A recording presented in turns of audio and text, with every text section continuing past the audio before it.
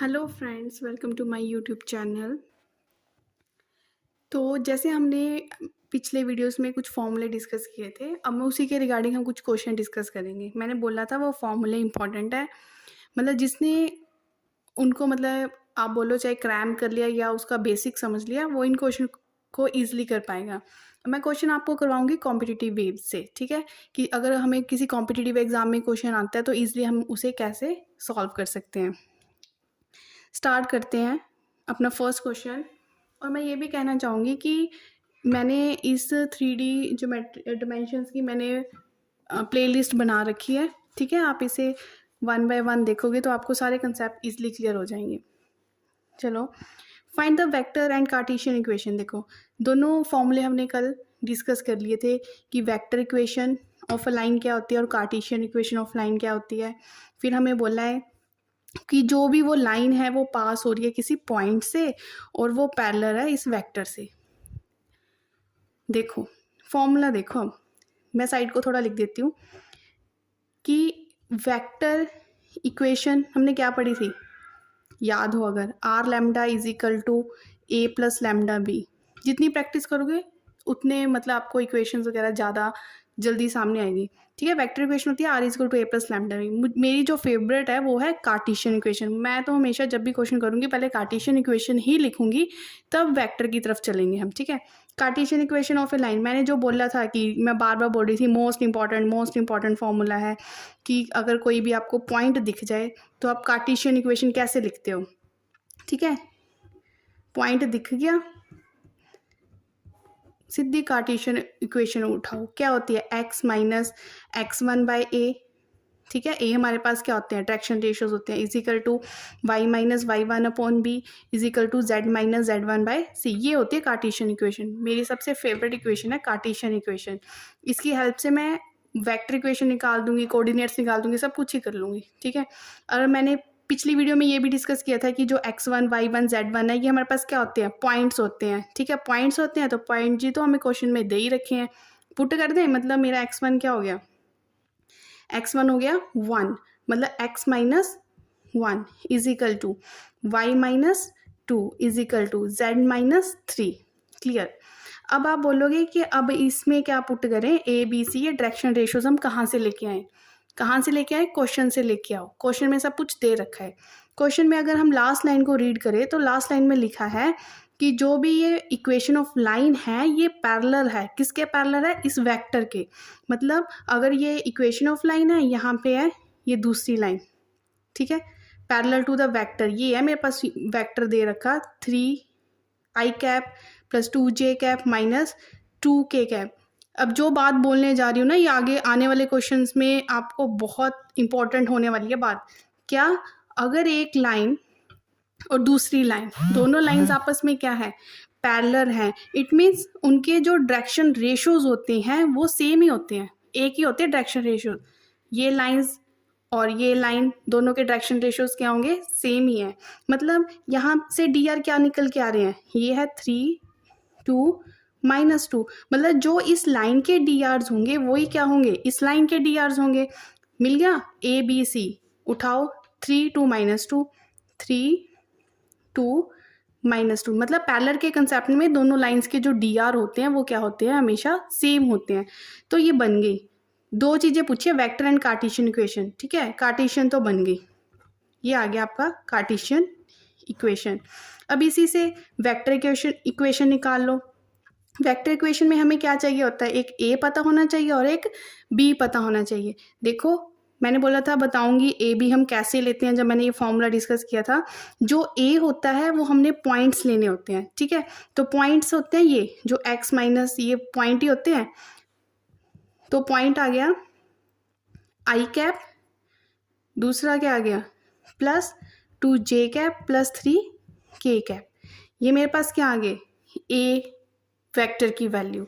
और जो नीचे हमारे पास डायरेक्शन रेशियोज है ये बी वेक्टर होता है हमारे पास, प्लस ये ए पुट कर दिया प्लस लैम्डा, और वी वेक्टर की जगह क्या पुट कर दिया, 3i cap plus 2j cap minus 2k cap. बात खत्म, ठीक है, डन, क्वेश्चन खत्म हो गया।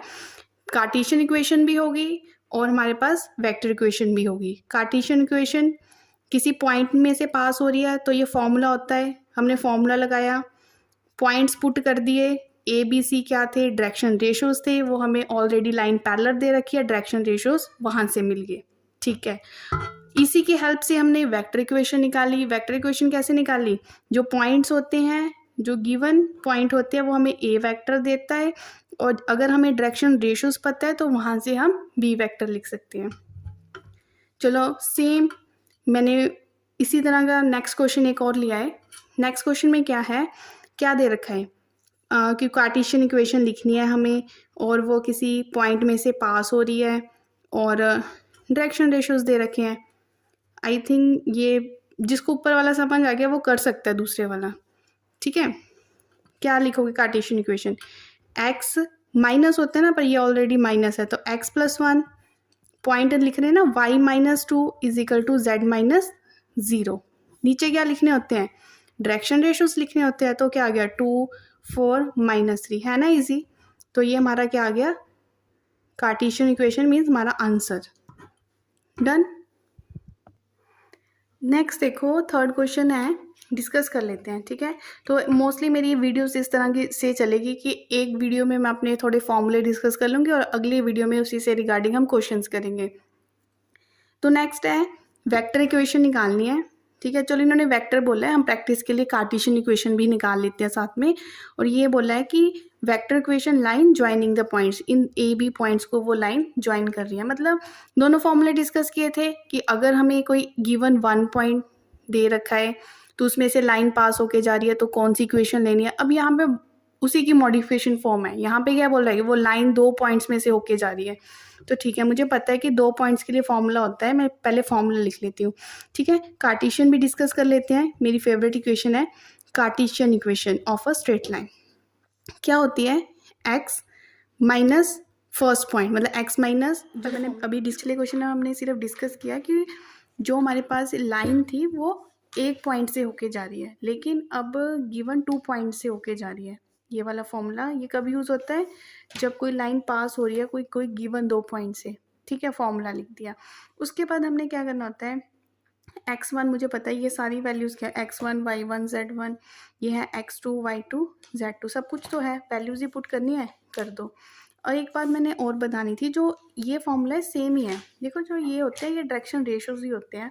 जैसे मेरे पास कोई दो पॉइंट्स दे रखे हैं ए और बी पॉइंट, अगर मैंने इसके डायरेक्शन रेशो लिखने हैं तो ये b माइनस ए होंगे, मतलब x माइनस ए, वाई माइनस बी और z माइनस सी। बात वही है। ठीक है, कुछ नया नहीं है, मतलब इसको x2 माइनस x1 की फॉर्म में लिख दिया है। ठीक है, चलो वैल्यूज पुट करते हैं, x प्लस 1, ठीक है, पहले ऊपर वाली कर लेती हूँ, y minus 0 and z minus 2।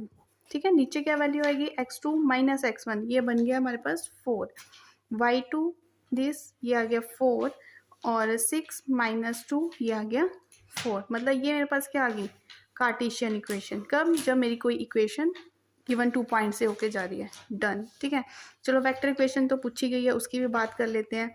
क्या बोला कि जो ऊपर पॉइंट्स दे रखे होते हैं ये हमारे पास ए वेक्टर के पॉइंट होते हैं, और ये मेरे पास क्या होता है, बी वेक्टर। ठीक है, तो यहाँ पे इक्वेशन क्या बन जाएगी, 2 पॉइंट्स के लिए R vector is equal to A plus lambda B minus A.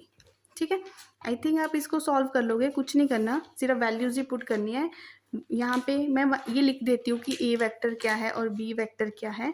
A vector मेरे पास आया आई कैप, ठीक है, जे कैप तो 0 ही है, और प्लस 2k कैप। ठीक है, और बी वेक्टर मेरे पास क्या आ रहा है, बी वेक्टर मेरे पास है 4 आई कैप प्लस 4 जे कैप प्लस 4 के कैप।